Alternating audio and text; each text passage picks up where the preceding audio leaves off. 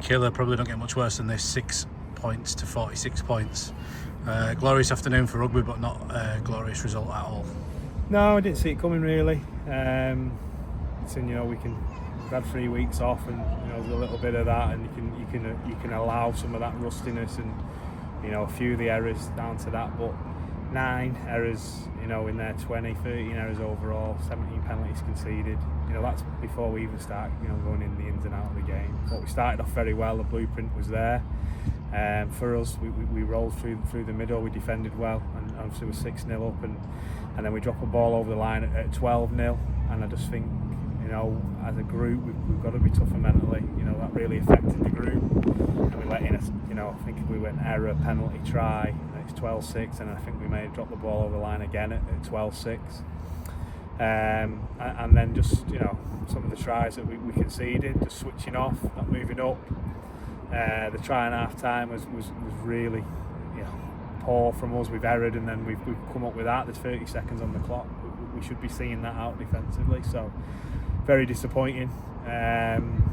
We talk about safety and psychology and things like that, but the players that need to take some ownership and accountability. I look at myself, always do, and the staff will. As a group, we felt we prepared really well for this game, and obviously we didn't prepare to go out and do that, and we're not going to give ourselves a chance by making 13 errors. Then we're not going to win an under-8s game. Really brave selection choices today. Pickersgill, Miller, Walkley and Parker omitted from the team. Just give us a few thoughts on that.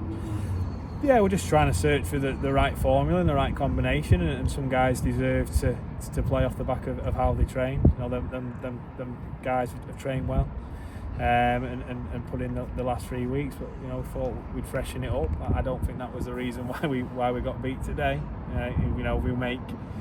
If we make 13 errors, that's as a collective. That's not down to individuals. Thought Connor did really well. I know he's at fault for one of the tries, but I thought he did some really good stuff. And I thought New, who came in for Billy as well, carried really well, and our left edge was pretty strong defensively. So yeah, we've lost 6 or 7 games now, so we are looking for the right combination, and eventually we've got to stick. It's hard at the moment because we're not playing week in, week out, and I'm trying to see everyone and seeing how they deal with games and being under pressure and fatigue. I think one thing I should say, congratulations to Workington. I thought they did the basics really well.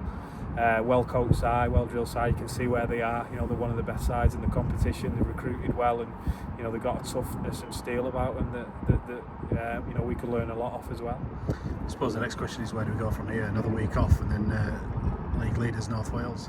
Yeah, exciting. We've got to be excited for that. We've got to put this behind us. We've got to learn from it and move on, and just enjoy the week and prepare for it.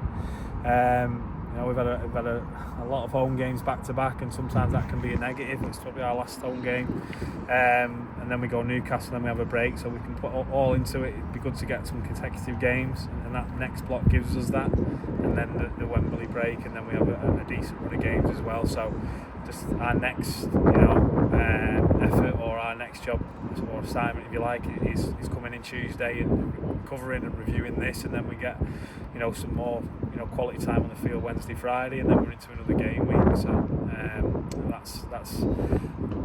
that's where we go from here, mate. Yeah. Thank you.